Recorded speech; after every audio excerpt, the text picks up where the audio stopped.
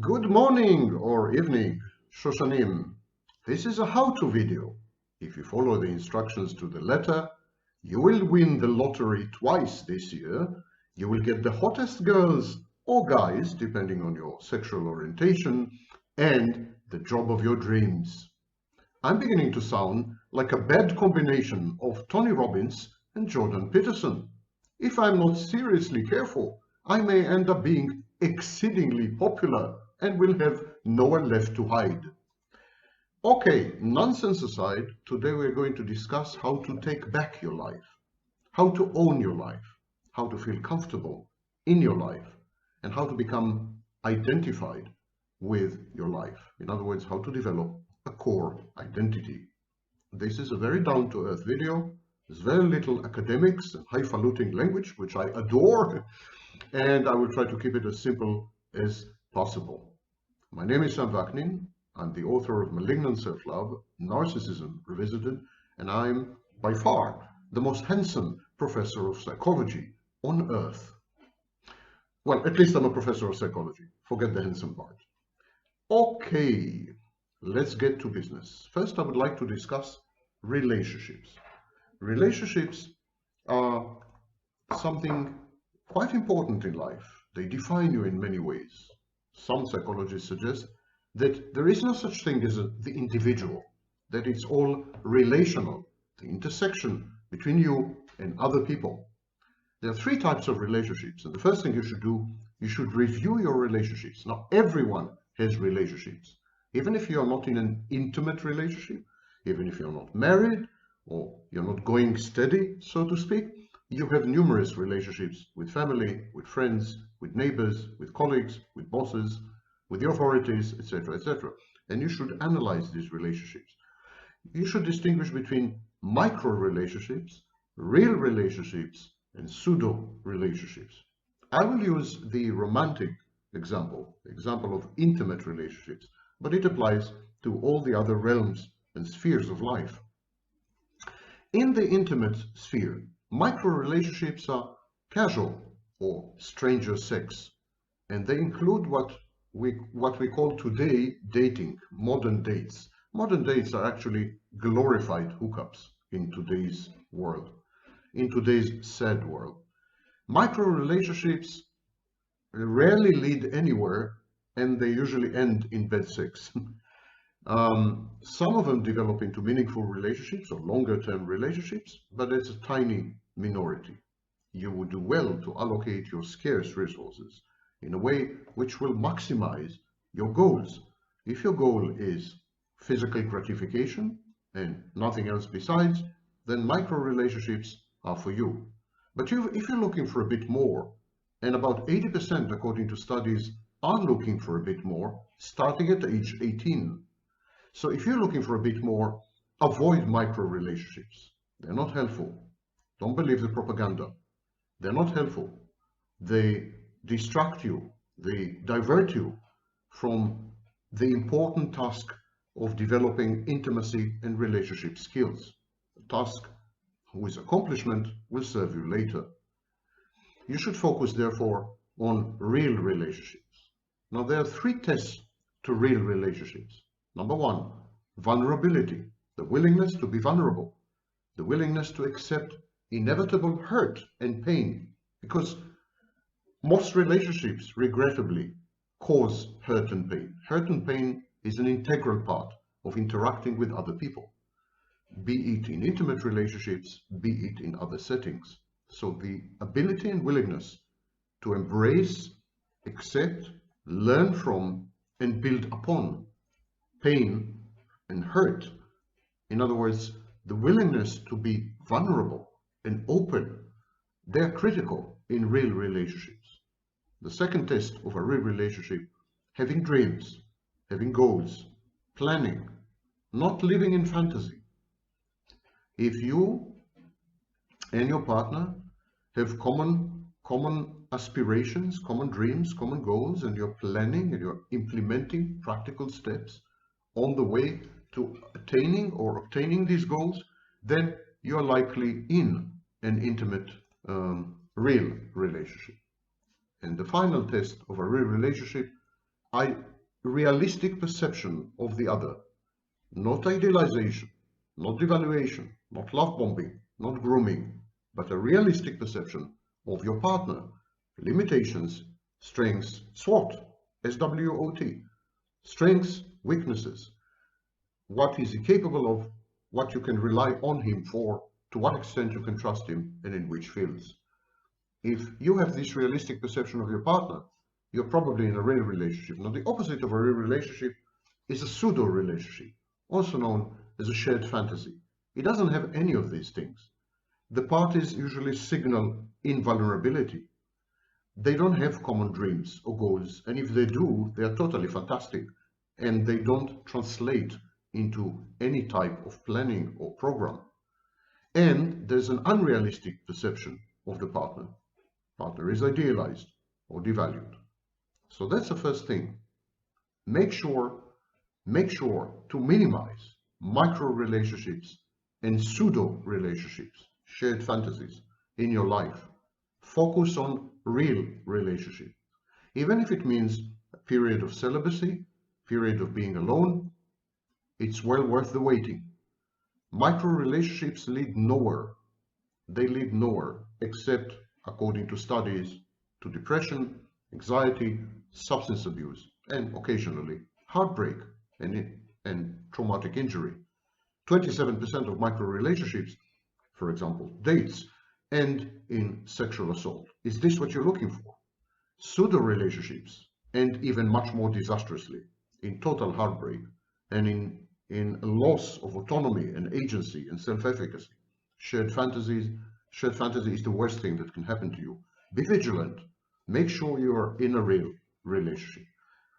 But relationships are one way of looking at your life, one aspect of your life. There's also you. You should be separate from your relationships.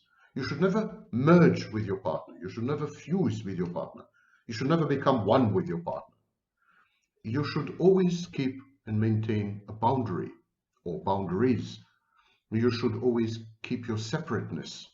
Being separate, being boundary, having autonomy and agency and self-efficacy, maintaining a separate life with separate interests, separate set of friends, separate pursuits, separate plans. This is critical to a happy couple. Happy couples are not about merging or fusing into a single organism with two heads. Happy couples are about bringing the idiosyncrasies, bringing the differences, bringing the separateness into the common area so that you can enjoy diversity and the differences between you. So maintaining individuality, maintaining yourself as separate entities, not dependent upon your partner, not outsourcing the regulation of your moods and your emotions and your ego functions, but keeping this territory, this inner territory, as a sacred ground where processes are taking place which are not subjected to public scrutiny or to the intrusion, invasion, and involvement of your partner. This is very critical. But you can't do this if you continue to perceive yourself as a victim. This is the age of victimhood. Everyone is someone's victim. No one takes personal responsibility. No one agrees to be held accountable. Bad things mysteriously just happen. The passive voice is all the rage. Well, here are some breaking news for you.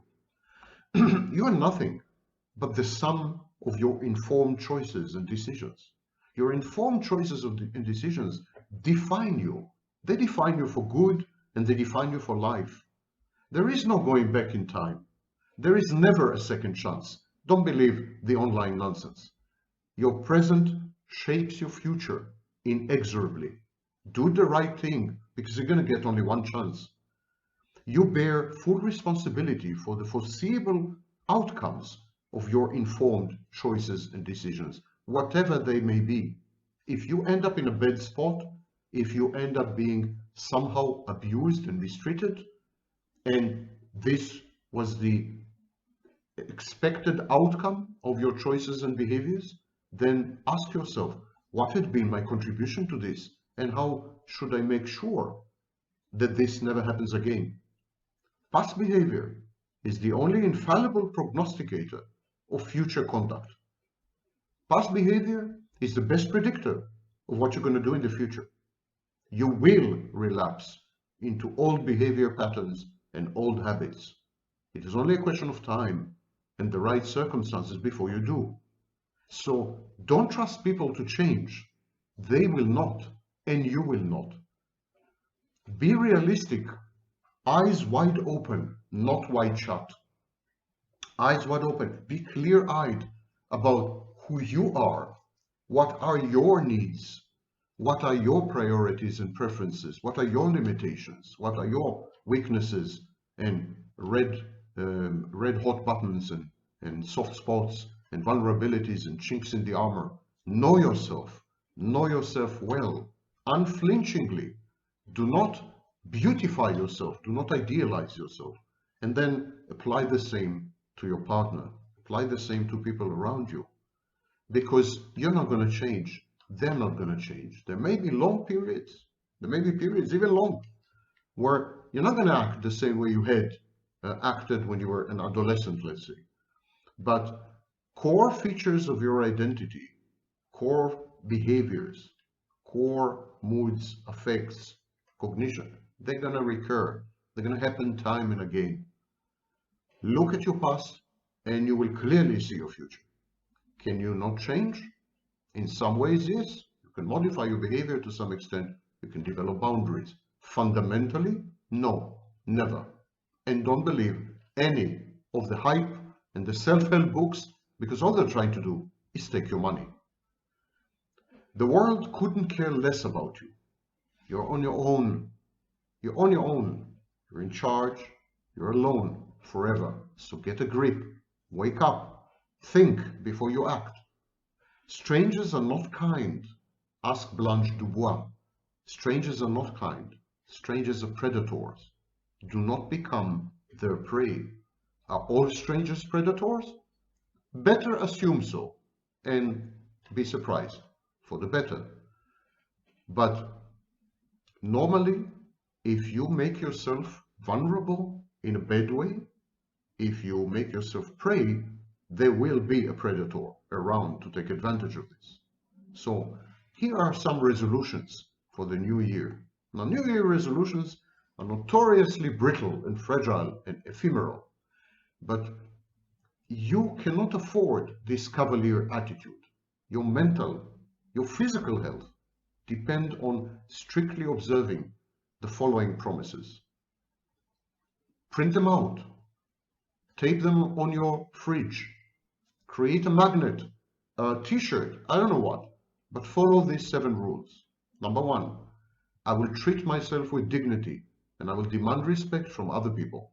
I will not allow anyone to disrespect me. Rule number 2, I will set clear boundaries and make known to others what I regard as permissible and acceptable behavior and what is out of bounds. Number 3, I will not tolerate abuse and aggression in any form or guise. I will seek to terminate such misconduct instantly and unequivocally. Number 4, I will be assertive and I will be unambiguous about my needs, my wishes, and my expectations from others. I will not be arrogant, but I will be confident and firm. I will not be selfish and narcissistic, but I will love myself and I will take care of myself and I will not compromise myself. Number 5, I will get to know myself a lot better and all the time. Number 6, I will treat other people as I want them to treat me. I will try to lead by way of self-example, but I will not be naive, and I will be vigilant, and I will maintain my well-being. Number 7, if I'm habitually disrespected, abused, or if my boundaries are ignored and breached, I will terminate the relationship with the abuser forthwith. 0 tolerance and no second chance will be my maxims of self-preservation. Follow these 7 rules and you will save yourself a lot of grief and a lot of misfortune. I'm not a young man anymore. It may have escaped your notice, but I'm not a young man anymore, and so I have something to tell you about life. Now, this is my personal point of view. There may be others who will disagree with me, but I think it's worth listening to.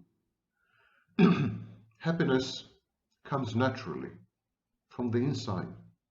Never seek happiness outside. The only thing you can get outside is gratification.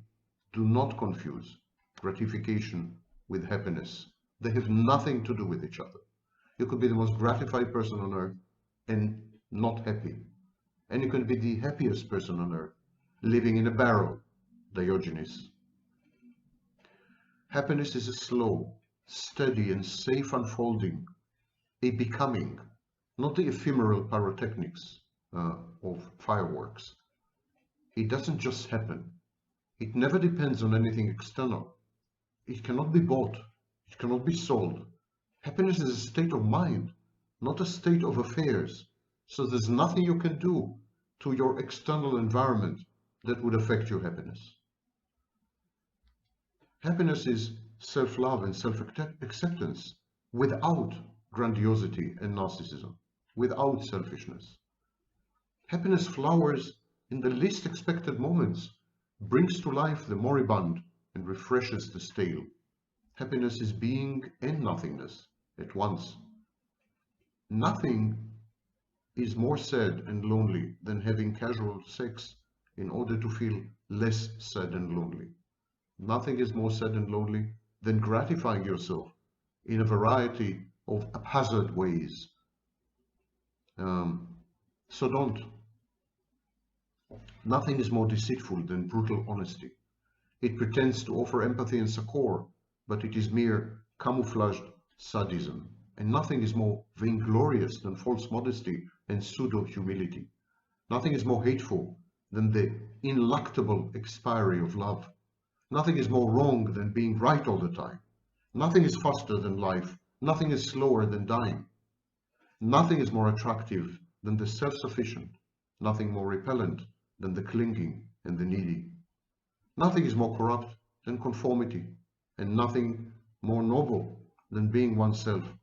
Nothing is more dignified than honoring other people, and nothing is more hopeful than what we already have. Nothing is more blind than merely observing, and nothing is more deaf than merely hearing but not listening. Nothing is more present than the past, nothing less certain than the future. No gift is greater than a smile, and no harm is more deleterious than rejection. No risk is grander, and no reward more substantial than to live life to its fullest. Only the craven and the foolish extol death or suffering or asceticism as some form of bravery or wisdom or growth or development. It is not. Life is about shunning and suppressing and fighting and eliminating and eradicating suffering. Reality is in our mind alone, and what is out there is solely what we make of it. I want to read to you, before I continue with my unsolicited advice, I want to read to you a poem. It's a poem written by the inimitable Derek Walcott. It's titled Love After Love. Listen to it. It's heartrending, and it's beautiful, and it's sublime. The time will come when, with elation, you will greet yourself, arriving at your own door, in your own mirror, and each will smile at the other's welcome and say, "Sit here, eat." You will love again the stranger who was yourself. Give wine, give bread, give back your heart to itself, to the stranger who has loved you all your life, whom you ignored for another, who knows you by heart. Take down the love letters from the bookshelf, the photographs, the desperate notes. Peel your own image from the mirror. Sit, feast on your life. Magnificent, absolutely magnificent. So go forth to this new year and make this new year love you. Make all your gifts come true. The way out is your only entrance. The way through is your only exit. What did life teach me? I'm 60 years old, although I don't look a day older than 16. I'm 60 years old. I have led the combined lives of 10 people at least. And I've learned a lot. I've learned that life doesn't always accommodate our plans and wishes, but it always turns out to be far better than our fears. If you just let life happen, if you let the path choose you, life takes care of you and the path becomes clear. We have only limited information. Life has a lot more information than we do, always. Events that look like disasters are usually agents of positive change in your life. Trust life. Trust life. Do not fight life. Plan flexibly, execute wisely, retreat smartly, advance promptly, and invariably celebrate all these steps on the path that is you. This path, this journey that is your being and your becoming. Assume the worst. Don't be naive, don't be Pollyannish. Do assume the worst. But keep hoping for the best, keep settling for the real. Even when you're stuck, you're carried forward at blinding speed in this vast space. Love the innumerable gifts that you have been given and you had been given. Learn to identify them. Learn to accept them as gifts and not as entitlements. They are endowments. Leverage them. Clichés are golden truths forged by experience. Setbacks are opportunities. Raw gold never glitters. The grass is green and every cloud has silver in it. Tunnels always end in light. I can tell you from personal experience. Be positive. Be positive but not gullible. Be assured but not grandiose. Be happy but never euphoric. Some emotions are bad advisors. Others are indispensable counselors. Know which is which. And yes, change what you can, but only what you can. Do not aim for the stars. Let the stars aim for you. You are, after all, nothing but stardust and dreams. Remember, the dream ends one day. The only things we take with us are sepia memories, and they're the only thing we leave behind as well. Work on having a life worth remembering by both yourself and by others, because you are nothing but a memory when you're gone, and a dream when you're alive, and a unity with that which is bigger than you. I wish you a happier new year and a new life owned by you, a new life taken back, a new life repossessed with a sense of identity and accomplishment and comfort in your own skin, comfort in your own life, comfort in your own relationships. Be wise, be astute, be clever, but be open. Be open, be adventurous, be well, be happy.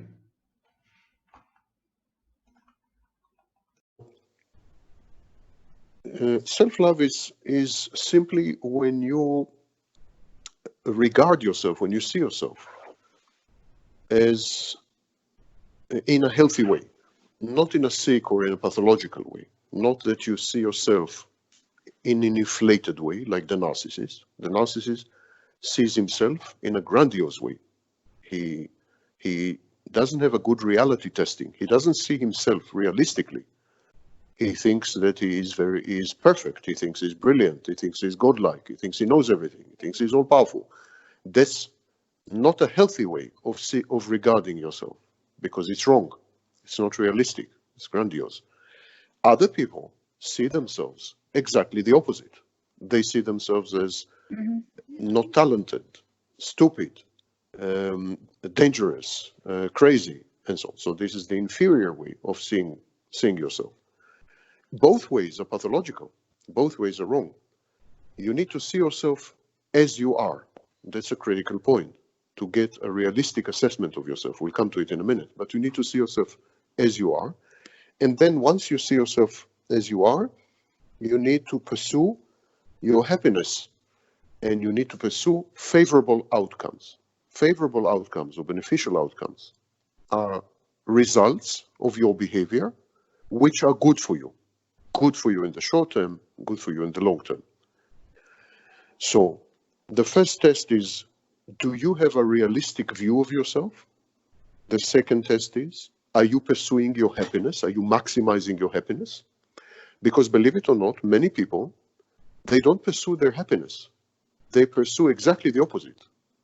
They make themselves miserable. They destroy their own lives. They are very self-destructive and self-defeating.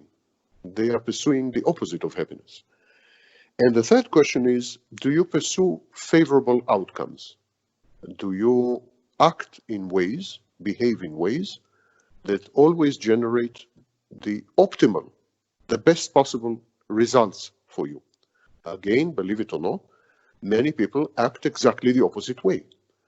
They, for example, they work very hard on a project and the last minute they destroy it.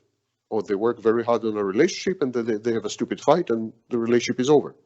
They are self-sabotaging, self-destructive, self-defeating. And so these are the three tests of proper, appropriate, well, healthy self-love.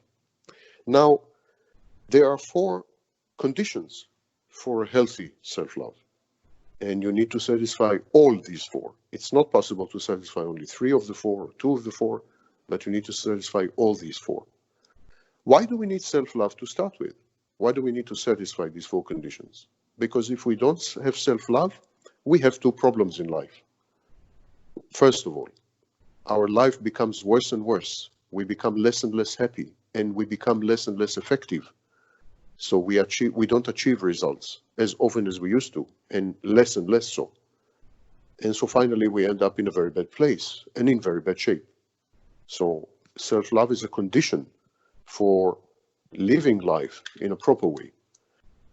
And the second problem, when you don't have self-love, no one can love you. A condition for being loved is to have self-love. If you don't have self-love, you tell other people actually with your behavior, with your choices, with your language, you're telling other people that you don't love yourself. And of course, it immediately raises the question, if she doesn't love herself, why should I love her? If she doesn't love herself, she knows something that I don't know. You know, she doesn't love herself for good reason. So why should I love her? It's dangerous, it's stupid to love someone who doesn't love herself. So also, if you don't have self-love, that means you don't have experience with loving. Because the first love we have is a love of mother. And the second love we have is a love of self. And the third love we have is a love of others. That is the process. But at the very, very beginning, when you're a baby, 1 month old, 2 months old, 6 months old, up to 2 years, you don't know that there is any difference between mother and you. Mother and you is the same. You're the same organism. You're one entity, one unit. So actually, even loving mother is self-love. So the first love we have is self-love. Only after that we can love others. We actually practice with self-love how to love. We learn how to love by loving ourselves. And if we fail to love ourselves, then we don't know how to love. We don't have the skill of loving. So we can't love in this case. And this is the second problem with the lack of self-love, inability to love others and inability of others to love us. In other words, we live in a loveless environment. The minute we don't have self-love, we commit ourselves for life to a loveless environment. And of course, it's a very sad existence. And in the long run, it's a deadly existence For example, people who are not married die much earlier. People who don't experience touch, physical touch on the skin, die much earlier. People who don't have love affairs or meaningful relationships commit suicide at a much higher rate than people who do. People who are unable to maintain long-term relationships even though they try very hard, for example, people with borderline personality disorders, 10% of them die by suicide. 10% of people with borderline personality disorder commit suicide. So not being able to love and not being able to be loved is deadly, dangerous to your health. So that's why self-love is a critical condition for survival. Forget other things, just survival. Without self-love, there's no survival. It's very dangerous. And so there are 4 conditions to develop proper self-love, functional self-love. The first condition is self-awareness. Self-awareness has several components. First of all, that you are intimate with yourself. Intimacy with yourself. In other words, you don't lie to yourself. You don't delude yourself. You don't live in fantasy. You don't have defense mechanisms that distort self-knowledge, that affect self-knowledge. You really know who you are. You're intimate with yourself. You don't lie to yourself about yourself. So this is intimacy. The second thing, your self-awareness must be detailed. In other words, there are no parts of you. There are no areas of your experience. There are no domains or territories of your mind that you don't go to, that are repressed, that are suppressed, that are forgotten, that are dissociated. Everything is open. You have full access to 100% of you, 100% of your mind, 100% of your life, 100% of your motivations, of your wishes, of your fears, of your emotions, of your feelings, of your sensations, of 100%. Your self-awareness must be, your access must be unlimited, and your knowledge must be detailed. That is also a condition for intimacy, of course. And finally, another condition for self-awareness is that it is compassionate. In other words, it's not the kind of self-awareness that is sadistic, that is critical. Not the kind of self-awareness that says, look how stupid you are. Look how corrupt you are. Look how evil you are. Look how insane you are. That's not the right kind of self-awareness. And it's also usually not self-awareness at all. These are voices that are internalized, usually from early childhood. Voices that are known as introjects.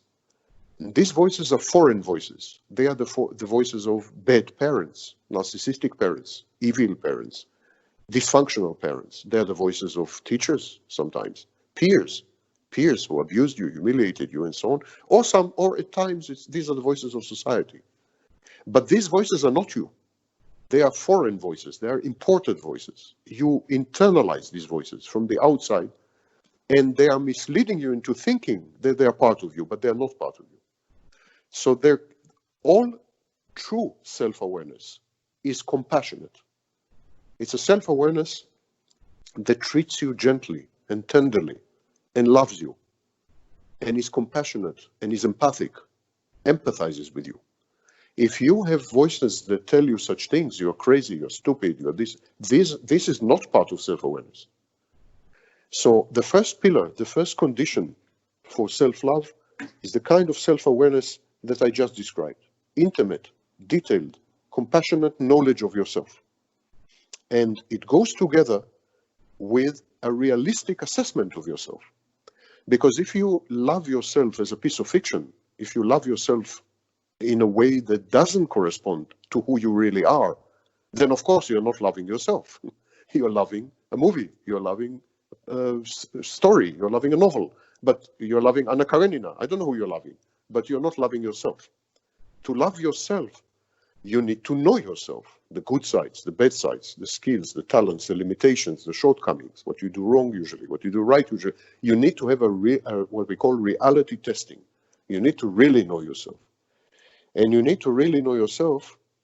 To really know yourself, you need to make an analysis. So you need to do what I call SWOT analysis, SWOT analysis. S, strengths. W, weaknesses. O, others. Others' roles, others' place in your life, others' motivations, others' input, etc. A realistic assessment of other people and how they form a part of your life. And finally, T is threats. You need to know your strengths. You need to know your weaknesses. You need to know the roles of other people in your life, and you need to appraise realistically the threats you are facing.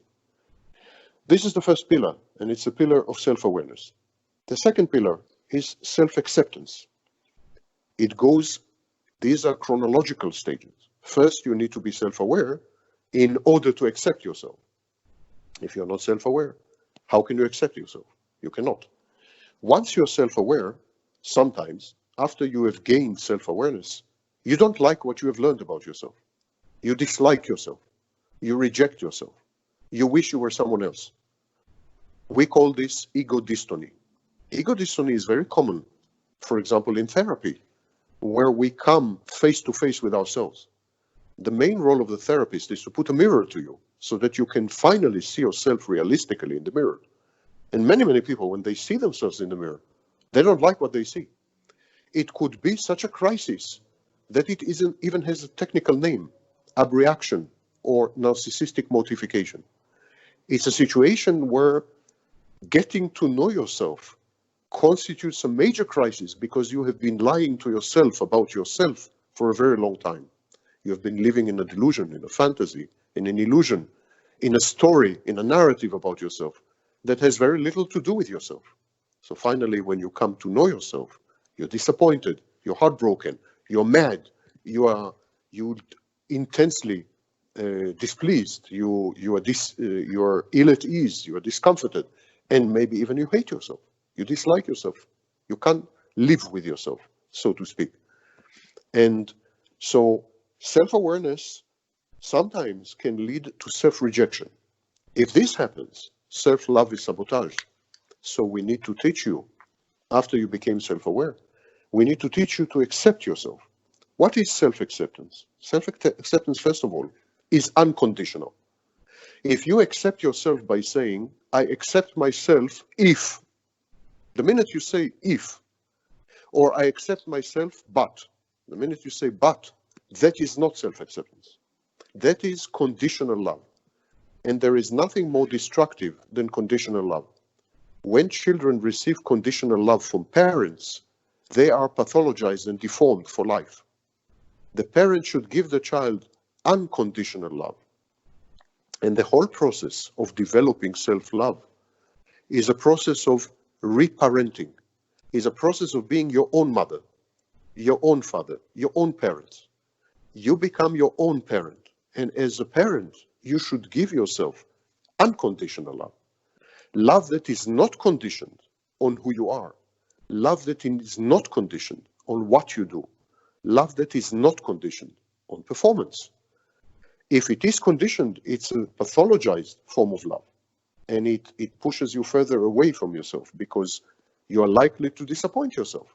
Imagine that you love yourself only if you are rich. Then when you're not rich, you will not love yourself. So you're likely to disappoint yourself. It's not stable self-love. It's not self-love at all.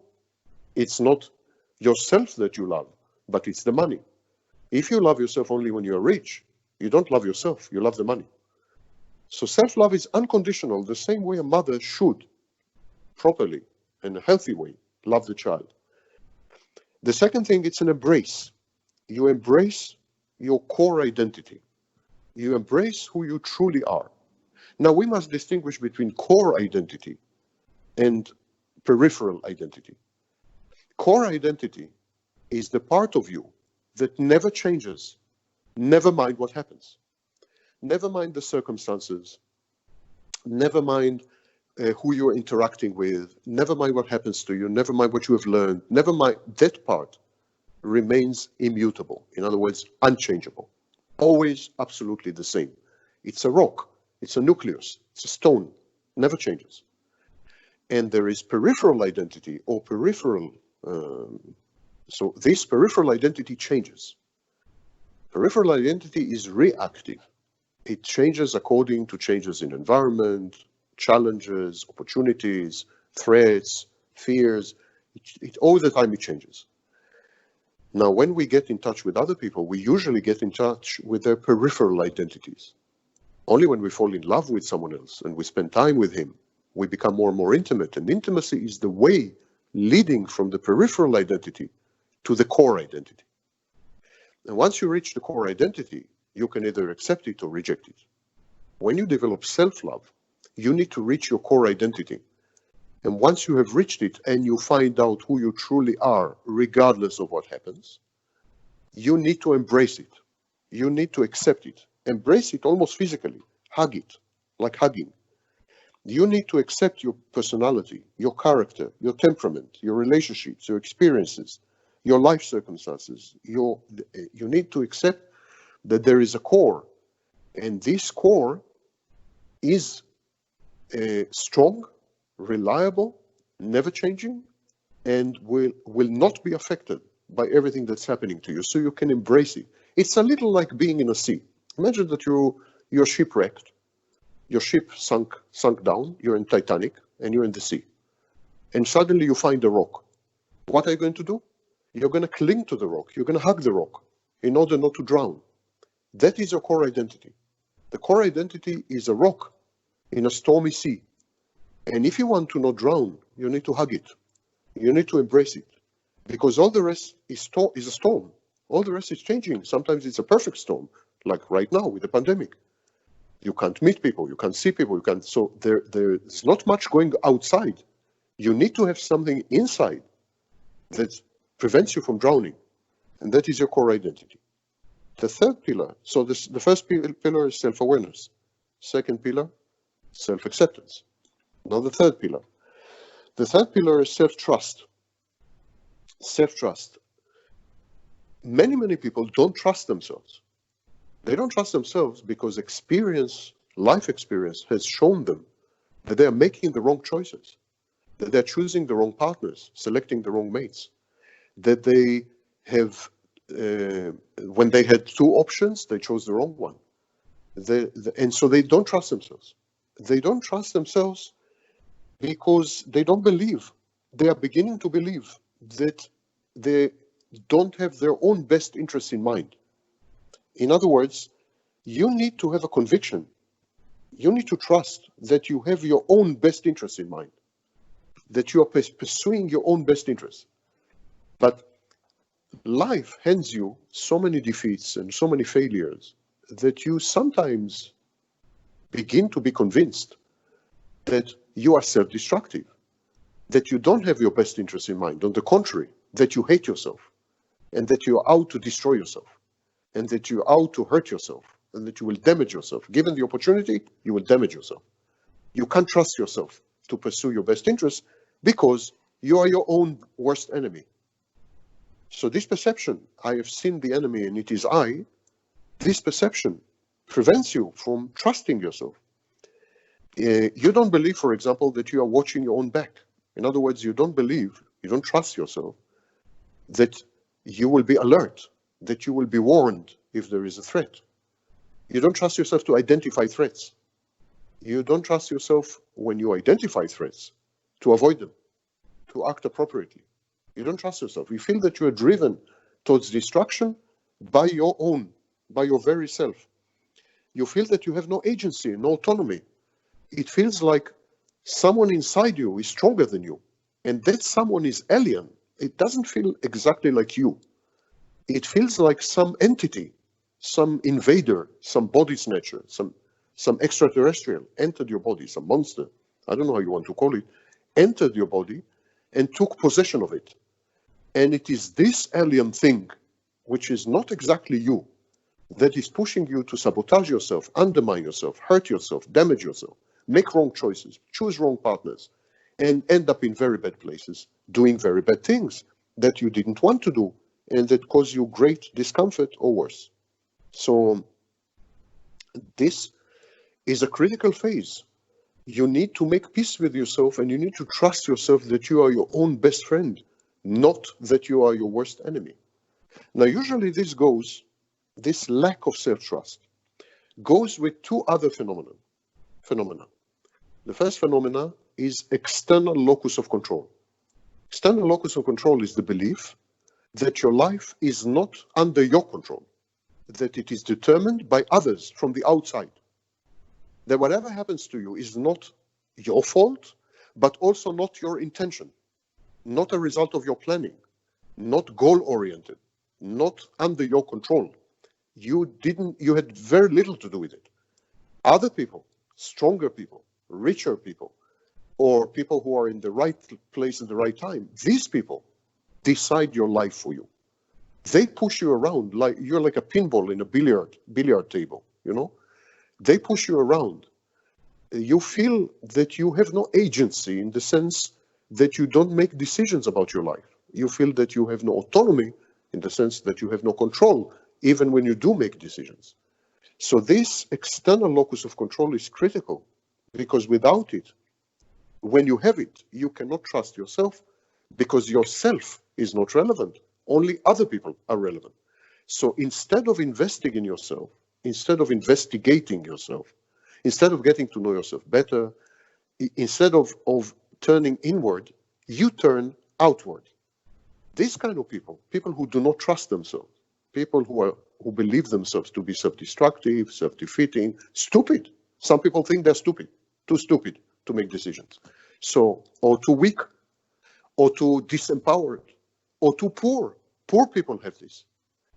Minorities, members of minorities, Black Africans, for example, African Americans, Jews, they have this kind of thing because they feel powerless. They feel helpless. They feel they always depend on the outside. So these kind of people don't have self-love because they don't have self-trust. Instead of investing in themselves, getting to know themselves, loving themselves and accepting themselves, what they do, they invest all this energy in others. So they would tend to become the slaves and the agents of other people. Because their lives depend on other people, they pay attention to other people. What other people do? What are they thinking? What are they likely to do to us?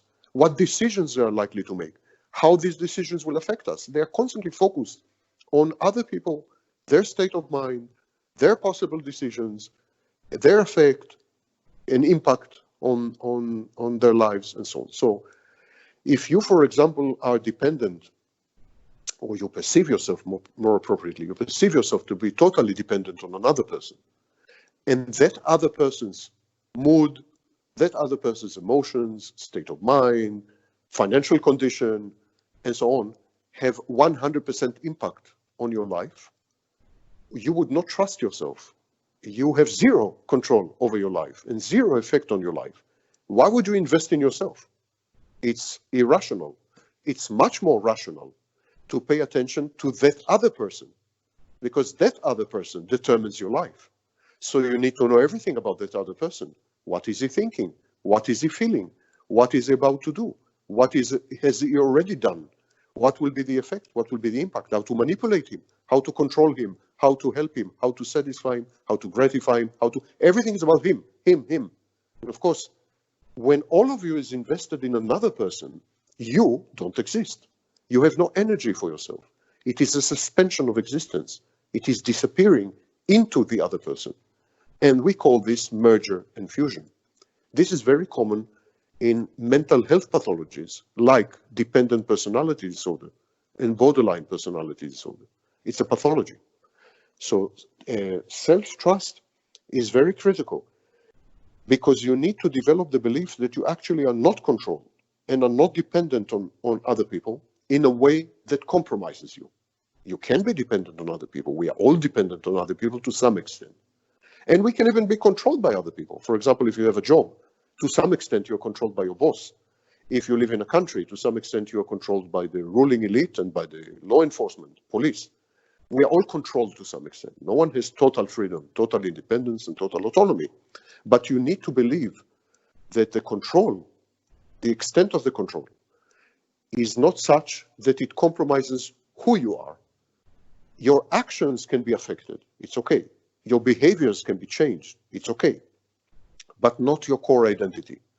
The minute you are controlled from the outside, the minute you are dependent on someone to the point that your core identity disappears or is beginning to change, then you don't exist anymore. It's a problem because you are dependent on someone else, so you're letting someone else control you for your own good. It's supposedly you're doing this for yourself. But if the price is to not be, then who are you doing it for? You're doing it for yourself. But if there is no self, who are you doing it for?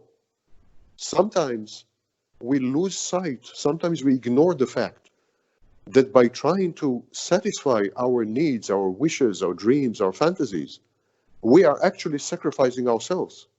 And so these needs, these wishes, these fantasies, even when they are fulfilled, they feel empty because no one is left there to enjoy them. By killing yourself, you also kill the only person who can enjoy the fantasy. By disappearing yourself, you also vanished or disappeared the only person who can enjoy the wish when it is fulfilled, or the dream when it is realized. Dreams, fantasies, and wishes, even when they are realized and fulfilled, they depend on you existing. If you don't exist as a condition for realizing these dreams, fantasies, and wishes, then what are they for? And the final pillar, the last one, is known as self-efficacy. Self-efficacy is a belief, so what we call a cognitive belief. It's a belief that you are capable of, first of all, setting goals. You are capable of setting goals. Many people say, I cannot set goals. I cannot decide on goals. I cannot decide on aims, on purposes. I cannot make plans. I cannot make plans. I cannot decide on goals because my life is chaotic. Chaotic, it's chaos. I don't control my life. It's a bloody mess. I just prefer to sit at home and drink alcohol or do drugs or have sex, and that's it. Because it's pointless to make goals, to settle on goals, and to make plans. So the first part of self-efficacy is the belief that you are capable of setting rational, realistic, and beneficial goals. And the second part is that you possess the capacity, the wherewithal, to realize in reality outcomes that are commensurate, that are reflected by these goals, by these aims, commensurate with the aims. So, in other words, you should develop the belief that you can set goals and then that you can pursue them and realize them. And that the results in reality, the outcomes, will reflect these goals, will somehow be connected to these goals. In other words, that you can accomplish these goals. And these goals must always be rational, realistic, and beneficial. And how do you develop this belief in self-efficacy? You develop it when you look back at your life and you realize that actually your experience is that you do set goals and that you do accomplish them. In other words, when you look back at your life, you discover that you are self-efficacious. Now, all people are self-efficacious. Well, with very few exceptions. Vast majority of people are self-efficacious because vast majority of people survive. To survive, you need to be self-efficacious. You need to set goals, even minimal goals. I'm going to the grocery store to get bread. That's a goal. I'm going to buy food. That's a goal. I'm going to take a shower. That's a goal. You need to set goals in order to survive. So everyone is setting goals and everyone is realizing them. There's no person who is not self-efficacious and alive. If you're alive, you're self-efficacious. So when you look back at your life, you discover that actually 99% of your goals, you set them. And 99% of the time, you succeed to realize them. And in some cases, you set very complicated goals, very far-reaching and fantastic goals, and you realize them also. The minute you understand this, you suddenly feel a lot of power. You feel empowered because you realize that actually you're very good at manipulating your environment, human environment and inanimate environment. You're very good at setting goals that are good for you, that are beneficial, and you're very good at realizing them. You suddenly gain self-confidence, self-esteem. You suddenly gain trust. And indeed, it's a form of narcissism known as healthy narcissism. It's the belief that you're okay. You're a very efficient machine. You're okay. You can trust yourself, and so on. So these are the last two pillars of self-love. Now, why do we need self-love at all? Well, can't we survive without self-love? Why is self-love so needed? It's needed because in life, it's the only reliable guide. It's the only reliable compass. People will say, but wait a minute, you don't need self-love. If you have enough experience in life, you know everything you need to know. Self-love doesn't help, doesn't add. It's a nuisance. Or at least it's not needed. You can not love yourself, but still have so much experience that you can achieve goals. You can be very practical, very efficient, get where you want, get what you want, even without self-love. You can hate your guts, yourself, and still be very successful man or woman. And that is, of course, not true, because experience is very problematic. The vast majority of experience comes too late. When we finally get the experience, the lessons of the experience can no longer be implemented. It's the majority of cases. If you look back at your life, you learned many things. You have learned many things from experience. But can you implement them? 99% of the time, the answer is no. Experience teaches you many lessons, unfortunately, about the past. Very few of these lessons can be implemented in the future because of old age, because of lost opportunities, because of changed circumstances, because of many things. But experience is pretty useless, actually. And not two people, not two situations are the same. Compare this, for example, to self-love. Self-love is like a rock, yeah? It's stable, it's reliable, it's immovable, it's immutable, unchangeable. It's a guide. It's a loyal friend, the truest loyal friend. The only concern of self-love is your welfare, your happiness, your contentment. You can trust your self-love. It will guide you to the right places, prevent you from doing stupid things or crazy things, dangerous things. If you truly self-love, you are never reckless, you're never addictive, you never compromise your boundaries, you never go to bed or dangerous places. If you truly self-love. Experience alone, without self-love, can take you any place. Very, very, very experienced people end up in jail. Very, very, very experienced people end up being assassinated or murdered. And very, very, very experienced people end up making seriously stupid decisions, seriously self-destructive decisions. Experience is not enough without self-love. Self-love is the condition for living the right and the proper life. Now I would ask you to stop the recording. Mm-hmm. You did? Just a second. Look at mine. No, wait, just a second. Okay, stop recording. We all look for meaning.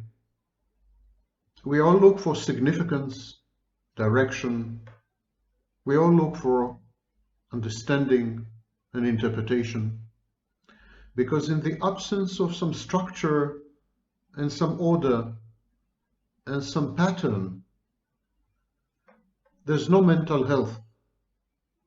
Depression and anxiety are the outcomes of capriciousness, arbitrariness, unpredictability, dysregulation, lack of boundaries, lack of consensus, inability to compromise, to negotiate, and to communicate.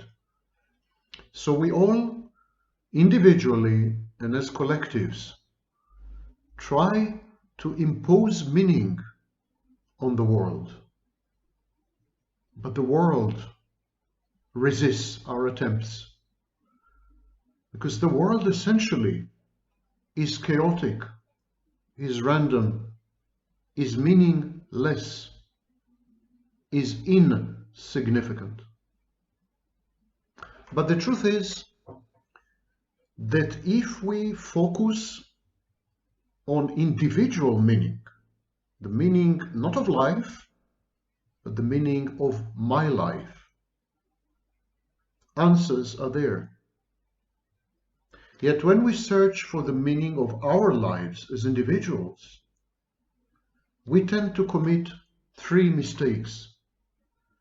And these mistakes are cardinal, and they prevent us from finding meaning, prevent us from imposing an organizing principle on the haphazard, kaleidoscopic tsunami that we call life.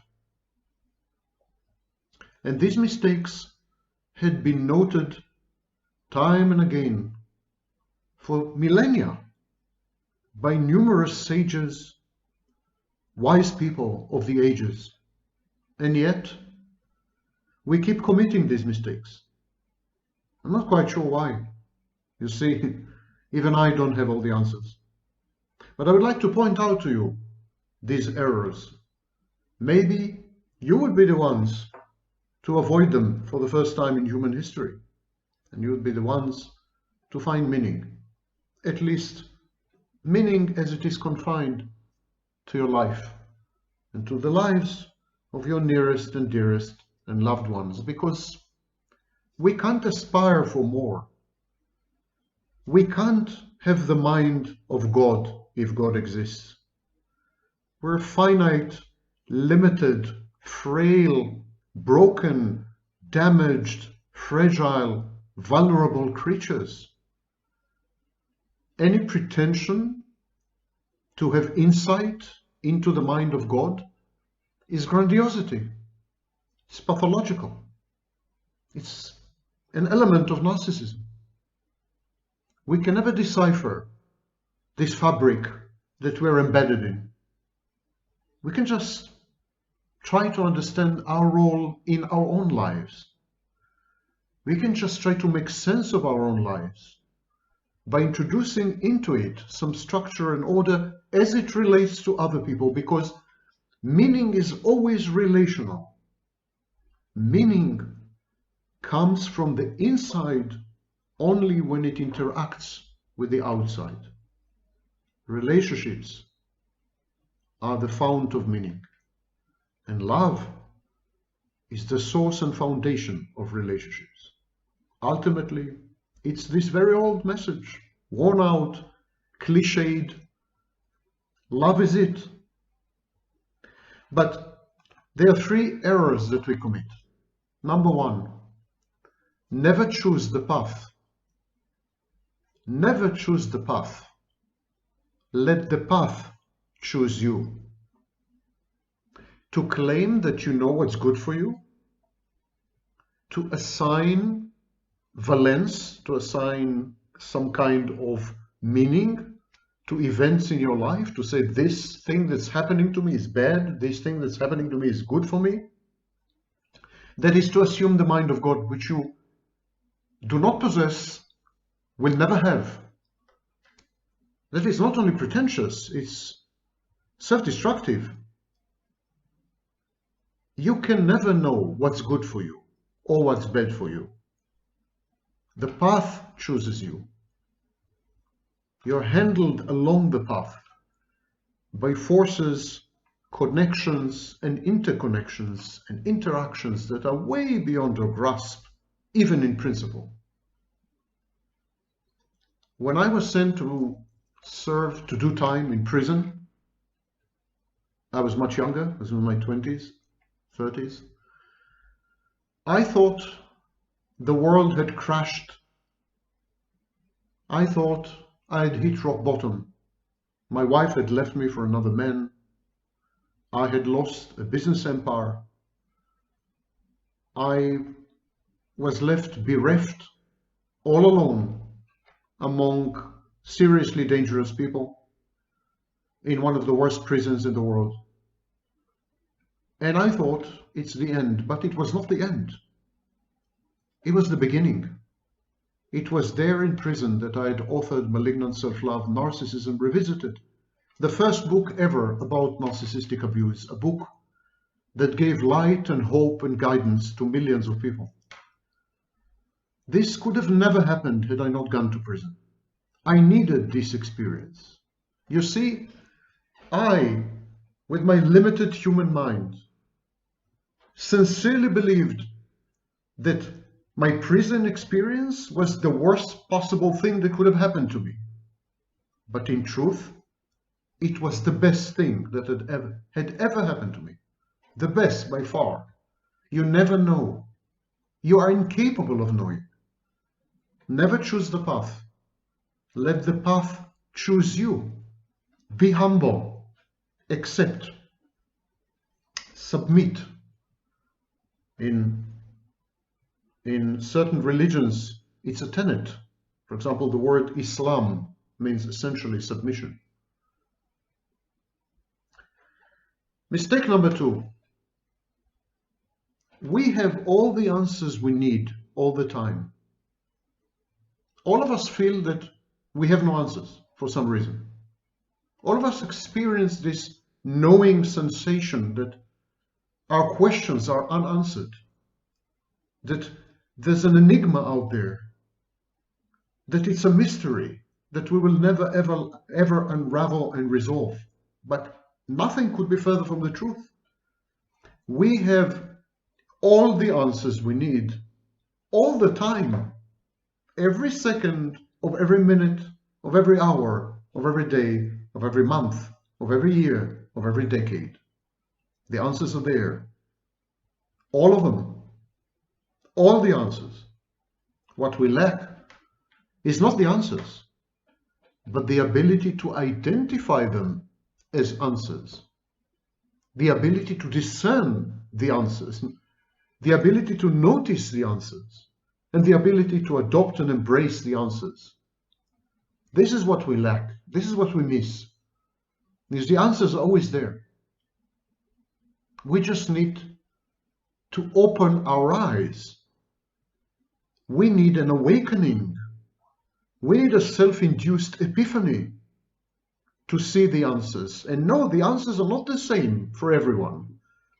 There's no set of universal answers. Each of us has a set of idiosyncratic, tailor-made, custom-made answers. But we need to notice them and to accept them, again, to humble ourselves. The third mistake is, it is wrong to seek the correct answers. You should focus on asking the right questions. I repeat, don't seek the correct answers. Don't hunt for the correct answers. Instead, focus on finding out, formulating, and asking the right questions. Getting the questions right yields the answers which are correct for you. Remember, the answers are there. Getting the questions right is enlightenment. That is the path to these answers that are awaiting you. And this is the chain of evidence, if you wish. Ask the right questions, get the correct answers, find the meaning, your meaning, the meaning of your life. Walk towards this meaning. Let the path choose you.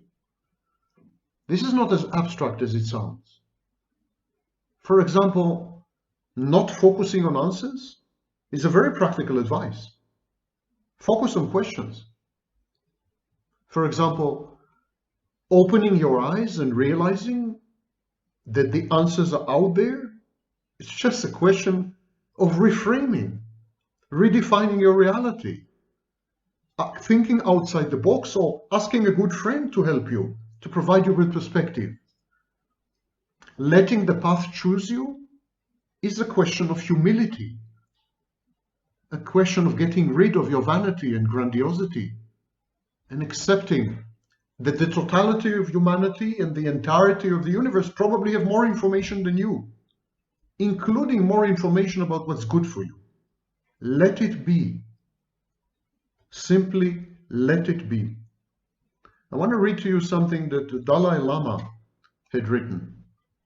When asked what surprised him most about humanity, the Dalai Lama answered this: man sacrifices his health in order to make money. Then he sacrifices money to recuperate his health. And then he is so anxious about the future that he does not enjoy the present. The result being that he does not live in the present or in the future. He lives as if he were never going to die. He lives as if he were never going to die, and then he dies, having never really lived. The Dalai Lama.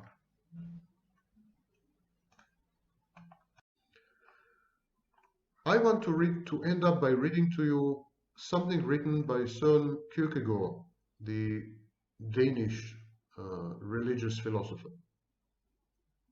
Danish philosopher Kierkegaard is a founder of modern existentialism. He wrote a lot about Christianity, morality, ethics, religion, and one of his books is called The Works of Love, a wonderful book. In the book he says that Jesus said, "You shall love your neighbor as yourself." And then Kierkegaard asked himself, Jesus said you should love your neighbor as you love yourself. Is Jesus commanding us to love ourselves? Because if you don't love yourself, you can't love your neighbor, according to Jesus. So you must love yourself. And indeed, in the Roman Catholic tradition, you can't love God truly if you don't love yourself. In the Protestant tradition, self-love became narcissism in the Protestant tradition. The Protestants are saying that if you self-love, you can't really love others. You can't love your neighbors, you can't love your colleagues, you can't love your family, you can't love God. Self-love is a barrier, it's a firewall, it's a defense against loving others, against what we call object relations. In Catholicism, and with Kierkegaard, it's not the case. He believes you must self-love. You must love yourself. It's a dictum by God and Jesus. And without this, you can't love anyone else. Kierkegaard admits that you need to love yourself very subtly. There is a type of self-love that is deeply unhealthy, destroys humanity, and there is proper self-love. Proper self-love makes us whole, makes us complete persons. So, according to Kierkegaard, what Jesus said is not that you should first love yourself and then love your neighbor, but you should realize that love for your neighbor and love for yourself are the same thing. You cannot, there is no self apart from others. Relationships constitute the self, or in Jung's language, relationships constellate the self. Kierkegaard doesn't call it love, he calls it forgiveness. He says only when you forgive your neighbor, you truly forgive yourself, but you must forgive. Here is a quote from his book. When it is said you shall love your neighbor as yourself, therein is contained what is presupposed, that every man loves himself. Is it possible for anyone to misunderstand this, as if it were the intention of Christianity to proclaim self-love as a prescriptive right? On the contrary, it is its purpose to wrest self-love away from us human beings. This implies loving one's self, but if one must love his neighbor as himself, then the command, like a pick, wrenches open the lock of self-love and thereby wrests it away from a man. This, as yourself, does not waver in its aim, and with the firmness of the eternal it critically penetrates. It reaches the innermost hiding place where a man loves himself. It does not leave self-love the slightest excuse or the tiniest escape hatch. As Jacob limped after having struggled with God, so shall self-love be broken if it has struggled with this phrase, which nevertheless does not seek to teach a man not to love himself, but in fact rather seeks to teach him proper self-love. Therefore, as yourself, suppose the most cunning deceiver who has ever, in order, if possible, to have the opportunity of using many words and becoming loquacious, for then the deceiver would quickly conquer. Supposing such a deceiver were temptingly to question the royal law year in and year out, how shall I love my neighbor? Then the terse command, unchanged, will continue to repeat the short phrase, as yourself. And if any deceiver has deceived himself throughout his whole life by all sorts of verbosity concerning this subject, the Eternal will only hold him to the terse word of the law, as yourself. No one, to be sure, will be able to escape this command.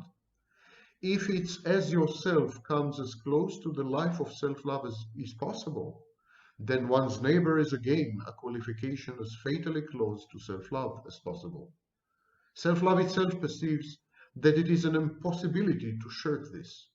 The only escape is the one which the Pharisees in their time also tried in order to justify themselves, to let it be doubtful who one's neighbor is, in order to get him out of one's life.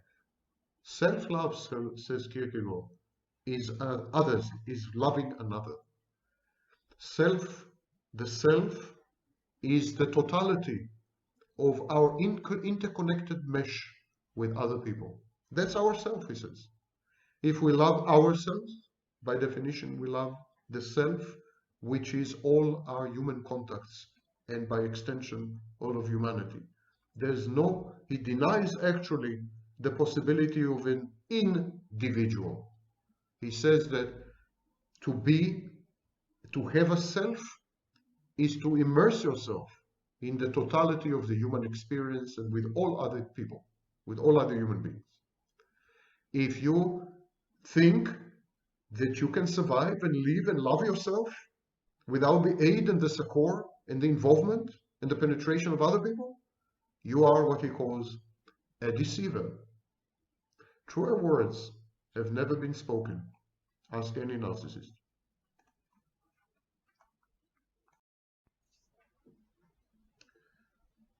When my clients ask me, what should I do? What should I do? There's an inner turmoil inside me. I cannot cope anymore. It's too much. I'm overwhelmed. What should I do? I give them the following advice. Go to your desert. Listen to your inner silence. These are religious metaphors, and I am not a religious man. I don't believe in God. I don't believe in angels, and I don't adhere to any religion.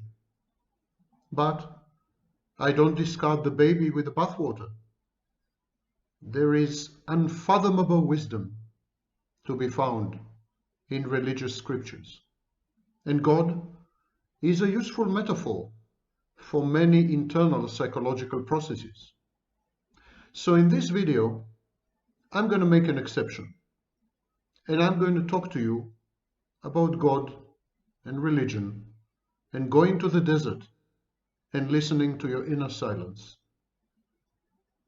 I want to start with a quote from 1 Kings chapter 19 verses 11 to 13. He said, "Go out and stand on the mountain before the Lord, for the Lord is about to pass by." Now there was a great wind, so strong that it was splitting mountains, this wind, breaking rocks in pieces before the Lord.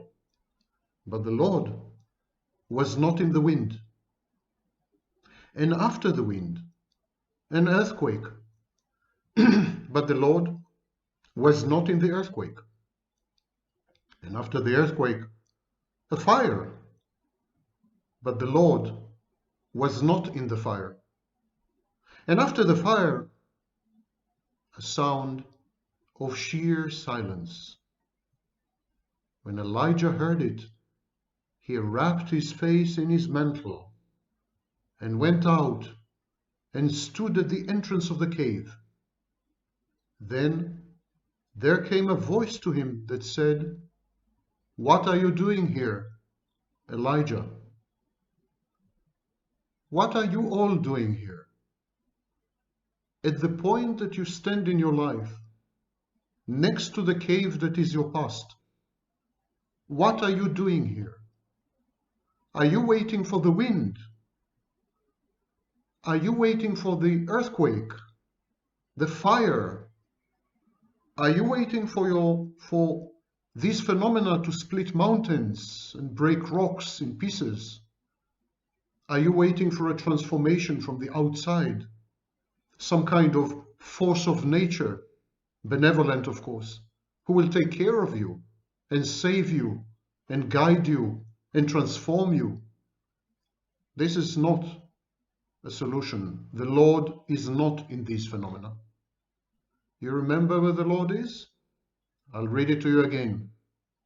And after the fire, a sound of sheer silence. When Elijah heard it, he wrapped his face in his mantle, and he went out and he stood at the entrance of the cave, because he realized, of course, that God was in the silence. Caves and deserts and mountaintops, these have always been the haunts of holy men, of saints, and of prophets. People who had claimed to be in direct contact with God, or the way he manifests on earth, theophany and epiphany. This is where they went. They didn't go to casinos. They didn't go to libraries. They didn't go to the city, the big city. They went to mountaintops. They went to deserts. They went to caves because there they could listen to the sound of sheer silence. Isn't it amazing that sheer silence has a sound all its own. God speaks through time, through space, through being, but above all, God speaks through silence. God said, when he was asked by Moses to describe himself, he said, I shall be what I shall be. It is often mistranslated. I am what I am. That's not what God said. God said, Ehyeh asher ehyeh. I shall be what I shall be. In other words, God is a process of becoming, not of presence, not of existence, not of being only, not of stasis, not of stagnation, not of inertia. No. God is flow, is motion, is change, is transformation, is becoming. I shall be what I shall be. And what shall God be? Ultimately, the theophany of God, the manifestation of God, the sound of sheer silence. So, here's my advice.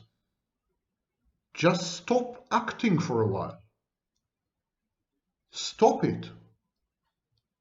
Sit still for 1 minute. Close your eyes for 1 second. Don't even contemplate. Just be. Monks go to mountaintops and the big religious figures, Moses, Jesus, Muhammad, when they sought self-transformation, they did not act. They did not act. They went to the desert. They escaped the city and its numerous distractions, its numerous temptations, its numerous offerings, and the constant push to be active. The curse of modern civilization. Act or not be. They went to the desert because in the desert, even if you want to, you cannot act. There's nothing to act upon. So you cannot do anything in the desert, but wait. Wait and be yourself. And wait for some bush to burn for you, for some devil to confront you, from some angel to talk to you. The bush burned for Moses.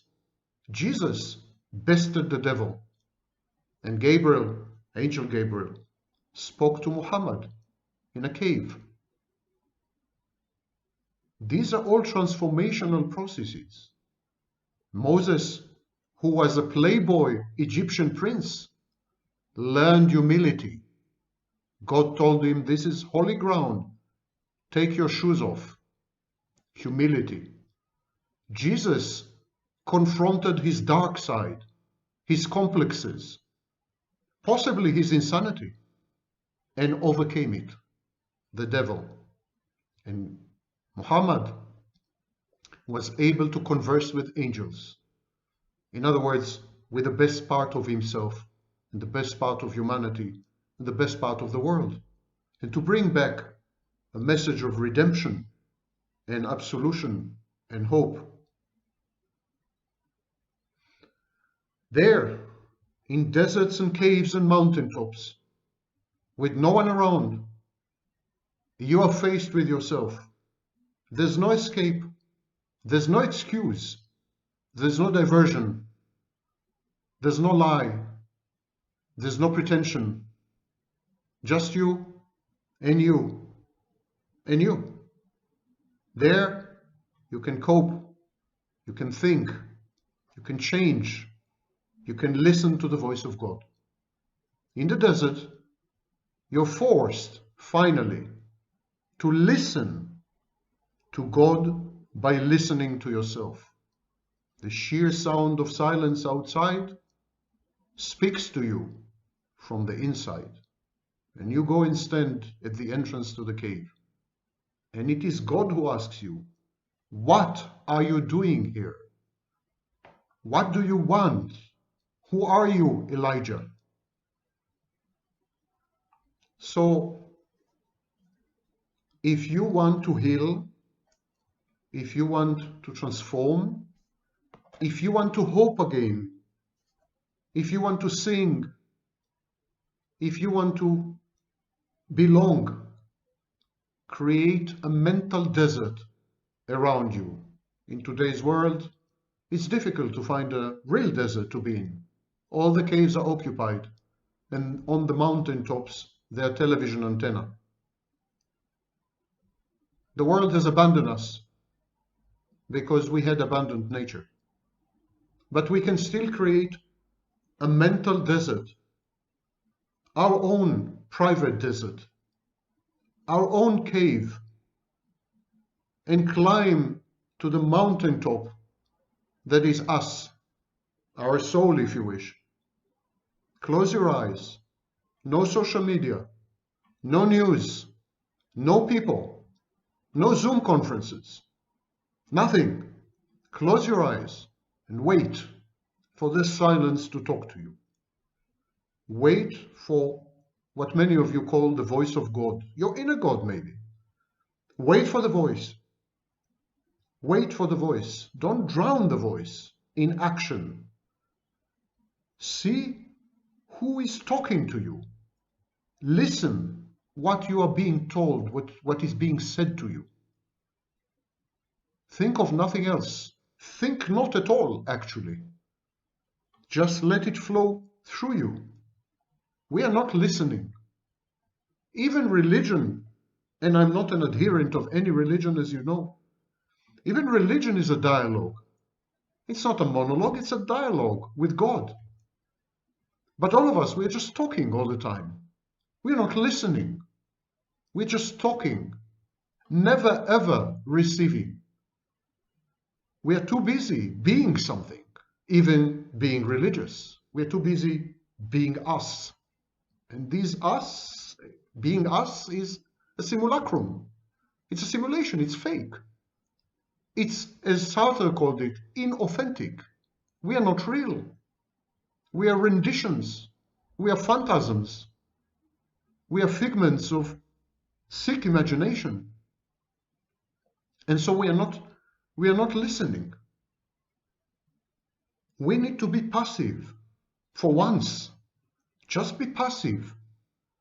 In Islam, it's a form of supplication. The word Islam means kind of submissive supplication, but also making peace with.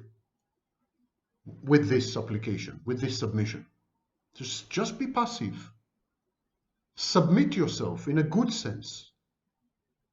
Submit yourself by emptying yourself, by allowing a word, anyone's word, the word of God, to flow through you. Become a vessel. In the Kabbalah, Jewish mysticism, we have this concept of a vessel. A vessel is a container. Become a container. Let the silence and the message of the silence flow through you. Empty yourself. If you are full of yourself, if you're full of information, if you're full of distractions, if you're full of occupations, if you're full of business and actions, if you are full, nothing can come in. Nothing can flow through you. Your fullness renders you empty because you can receive nothing new and you cannot change. You are dead when you are full. Full people, people who have reached up to the brim, they're dead. You need to let this flow through you. And you do not ask for reciprocal action from God or any other universal principle. There's no reciprocal action. It is a gift given unto you. Tomorrow I will discuss the rejection of life as a form of blasphemy and sacrilege. But this silence is a gift given unto you. And this silence speaks louder than any words and conveys more than any therapist can. You want to heal? Create a mental desert. Suspend yourself. Cut off the world. Sit back. Close your eyes and listen to the silence.